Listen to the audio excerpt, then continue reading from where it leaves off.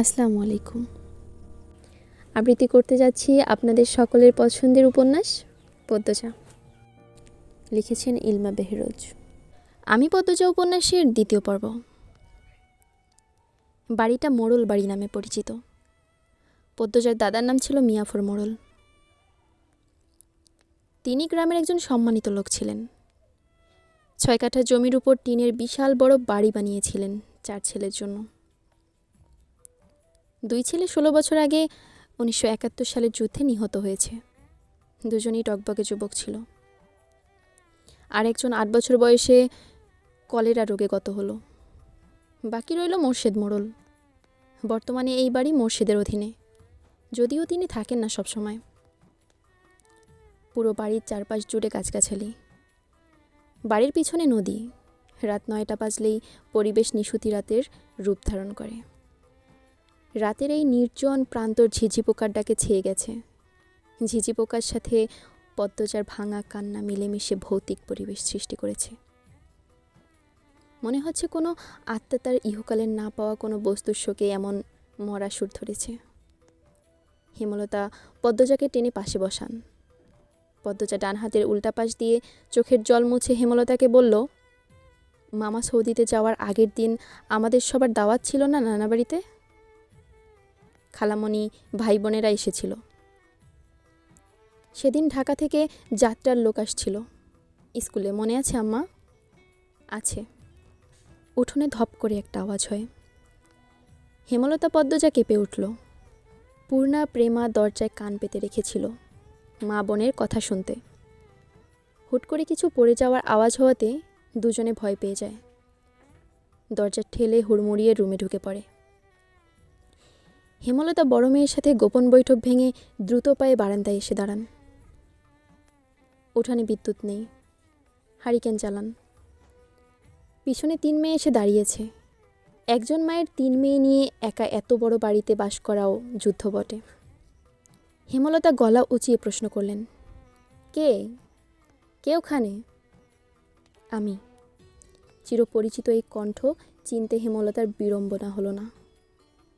তিনি ব্যস্ত পায়ে উঠোনে নেমে আসেন। গেটের পাশে মোর্শেদ মোড়ল পড়ে রয়েছেন, গায়ে চাদর। হাঁপড়ের মতো বুক উঠানামা করছে তার, যেন দম ফুরিয়ে যাচ্ছে।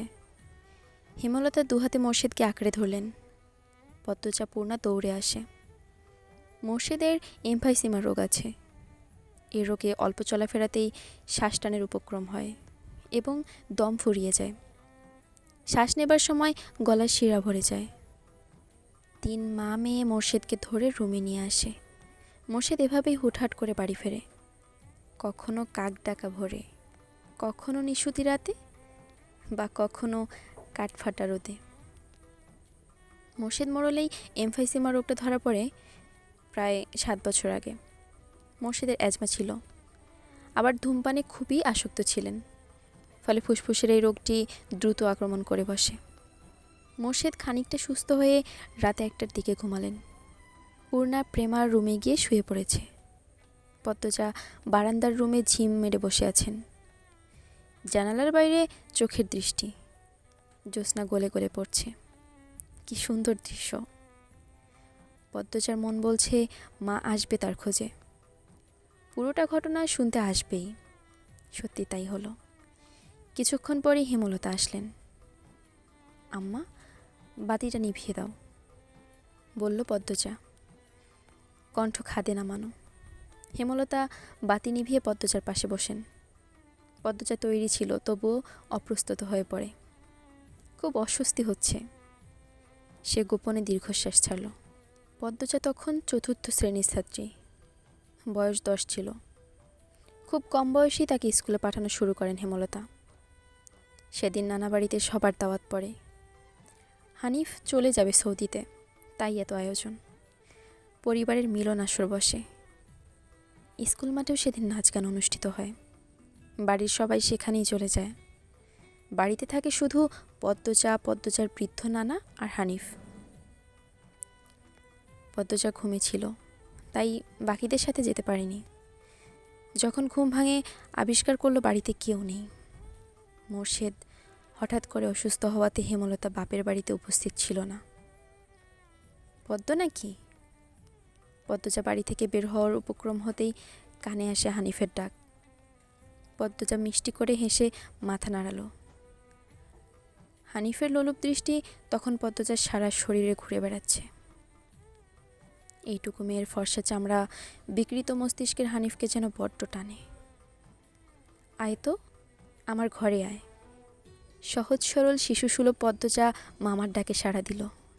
সে শুনেছে মামা ভাগ্নে যেখানে, আপদ নেই সেখানে। অথচ সেদিন সে মামাকেই ঘোর বিপদ হিসেবে জানল। পদ্মজার রুমে ঢুকতেই হানিফ দরজা লাগিয়ে দিল। পদ্মজার মন কেমন করে ওঠে হানিফের অদ্ভুত চাহনি আর দরজা লাগানো দেখে। হানিফ কুৎসিত অঙ্গিভঙ্গি প্রদর্শন করতে থাকে। পদ্মজার দেখতে খুব খারাপ লাগছে, ভয় করছে। এদিকে আয়, তোর লগে গল্প করি। হানিফ বিছানায় বসে পদ্মজাকে কাছে ডাকে। পদ্মজা কাছে যেতে সংকোচ বোধ করে। হানিফ পদ্মজার ডান হাত ধরে টেনে কোলে বসায়। তুই জানোস তুই যে সবার থেকে বেশি সুন্দর? হানিফের প্রশ্ন পদ্মজার কানে ঢুকেনি। সে মোচড়াতে থাকে হানিফের কোল থেকে নামার জন্য। আপত্তিকর স্পর্শগুলো পদ্মজার খুব খারাপ লাগছে, কাঁদতে ইচ্ছে হচ্ছে। মোচড়াস কেন রে ছেড়ি, শান্তিমতো বইয়া থাক। মামা মেলা থাইকা সাজনের জিনিস কিন্না দিমু। হানিফ শক্ত করে দু হাতে ধরে রেখেছে পদ্মজাকে। পদ্মজা কিছুতেই নামতে পারছে না। মামা, আমি চলে যাব, কাঁদো কাঁদো হয়ে বলল পদ্মজা। কই যাবি? মামার ধারে থাক, বলল হানিফ। হানিফের শক্তপোক্ত হাতের স্পর্শগুলো শুধু অস্বস্তি দিচ্ছে না, স্পর্শকাতর জায়গাগুলো ব্যথায় বিষিয়ে উঠছে। পদ্মজা কেঁদে ওঠে, ভেজা কণ্ঠে বলল, বাড়ি যাব আমি, ব্যথা পাচ্ছি মামা। হানিফ হাতের বাঁধন নরম করে আদুরি গলায় বলল, আচ্ছা, আর ব্যথা দিতাম না, কান্দিস না। পদ্মজা চট করে কোল থেকে নেমে পড়ে। হানিফকে তার আজরাইল মনে হচ্ছে। মায়ের কাছে সে আজরাইলের অনেক গল্প শুনেছে। আজরাইল যখন জান নিতে আসবে তখন শরীরে খুব কষ্ট অনুভব হবে। এই মুহূর্তে যেন ঠিক তেমনই অনুভব হলো। তাহলে তার হানিফ মামাই আজরাইল? পদ্মজা দরজা খুলতে পারবে না, তাই হানিফকে ভীতিকণ্ঠে অনুরোধ করল, মামা দরজা খুলে দাও। কেন, আমি তোরে যাইতে কইছি? হানিফের কর্কশ কণ্ঠের ধমকে পদ্মজা ভয়ে কেঁপে উঠল। তার চোখ বেয়ে জল পড়তে থাকে। হানিফ পদ্মজাকে জোর করে কোলে তুলে নেয়। পদ্মজা কাঁদছে, তার খুব ভয় লাগছে। বারবার বলছে, মামা আমি বাড়ি যাব। হানিফের তাতে বিন্দুমাত্র ভ্রুক্ষেপ নেই। বাড়িতে কেউ নেই, বৃদ্ধ সৎ বাবা কানে শোনে না। পদ্মজা হানিফকে কিল ঘুষি দিতে থাকে, সেই সাথে জোরে জোরে কান্না শুরু করে। এভাবে কাঁদলে পাশের বাড়ির যে কেউ চলে আসবে। হানিফের রক্ত টকবক করছে উত্তেজনায়। সে দ্রুত ওড়না দিয়ে পদ্মজার মুখ হাত পা বেঁধে ফেলল। পদ্মজার দু চোখের পানি হানিফের চোখে লাগেনি। হানিফ ভীষণ আনন্দ পাচ্ছে, ঐশাচিক আনন্দ পাচ্ছে। সে সিগারেট চালায়। খুব আনন্দ হলে তার সিগারেট টানতে ইচ্ছে হয়। সিগারেট টানতে গিয়ে মাথায় আসে নৃশংস ইচ্ছে। নাক মুখ দিয়ে ধোঁয়া উড়িয়ে সিগারেট 2 আঙুলের মাঝে রেখে পদ্মজার বাম পায়ের তালুতে চাপ দিয়ে ধরে রাখে। পদ্মজা হাউমাউ করে কেঁদে উঠল। হেমলতা 2 হাতে শক্ত করে মেয়ের বুকের সাথে জড়িয়ে ধরেন। পদ্মজা কাঁদতে কাঁদতে বলল, আম্মা, তখন আমার খুব কষ্ট হচ্ছিল, আমার দমটা বেরিয়ে যাচ্ছে মনে হচ্ছিল। আমি তোমাকে খুব ডাকছি আম্মা, তুমি আসোনি। পদ্মজার কথাগুলো হেমলতার বুক রক্তাক্ত করে দেয়। এ যেন 1971 সালের পাকিস্তানিদের নৃশংসতা। নিজের চোখে তিনি দেখেছেন পাকিস্তানিদের নিষ্ঠুরতা। হানিফ আর তার দেখা অত্যাচারী পাকিস্তানিদের মধ্যে কোনো তফাৎ নেই। হেমলতা নির্বাক বাকরুদ্ধ। শুধু অনুভব হচ্ছে তার বুকে পড়ে আদরের পদ্মজা হাউমাউ করে কাঁদছে, সর্বাঙ্গ যেন কাঁপছে। হানিফকে ক্ষতবিক্ষত করে দিতে হাত নিষ্পিস করছে। সেদিন একটুর জন্য পদ্মজা ধর্ষণ হয়নি। বাড়িতে সবাই ফিরে এসেছিল। পদ্মজা পোড়া স্থানের যন্ত্রণা সহ্য করতে না পেরে অচেতন হয়। বাকিটুকু আর পদ্মজাকে বলতে হয়নি। হেমলতা জানেন পদ্মজার গা কাঁপিয়ে জ্বর আসে। 21 দিন বিছানায় ছিল। ততদিনে হানিফ দেশ ছেড়ে চলে যায়। পদ্মজা ভয়ে লজ্জায় ঘটনাটি কাউকে বলেনি। পায়ের পোড়া দাগ দেখে যখন হেমলতা প্রশ্ন করেছিল পায়ে এমনভাবে পুড়ল কী করে, পদ্মজা সহজভাবে জবাব দিয়েছিল, চুলার কাছে গিয়েছিলাম, চুলার লাকড়ির আগায় পা লাগছিল। কথাটা পদ্মজা সাজিয়েই রেখেছিল, সাথে অনেক যুক্তি। তাই মিথ্যে বলতে একটুও কাঁপেনি। পুরো ঘটনাটা পদ্মজার বুকে তাজা হয়ে আছে। এই 6 বছরে লুকিয়ে কতবার কেঁদেছে সে, সব সময় চুপ করে কোথাও বসে থেকেছে। হেমলতা মেয়ের নিষ্ঠুপতা দেখে মাথা ঘামাননি, কারণ পদ্মজা ছোট থেকেই চুপচাপ ছিল। কিন্তু আজ হেমলতার খুব আফসোস হচ্ছে, নিজেকে অপরাধী মনে হচ্ছে। তিনি ভেবেছিলেন তার 3টা মেয়েই তার কাছে খোলা বইয়ের মতো, চাইলেই পড়া যায়। বিশেষ করে পদ্মজাকে বাড়ির পিছনের নদীর বুক দিয়ে তরতর করে বয়ে যাওয়া স্বচ্ছ টলটলে পানির মতো মনে হতো, যার জীবনে অস্বচ্ছ বলতে কিছু নেই, সবই সাদামাটা সহজ সরল। অথচ পদ্মজার জীবনে কত বড় দাগ জল জল করে জ্বলছে, কত বড় ঘটনা লুকিয়েছিল। মেয়েরা কথা লুকিয়ে রাখার সীমাহীন ক্ষমতা নিয়ে জন্মায়।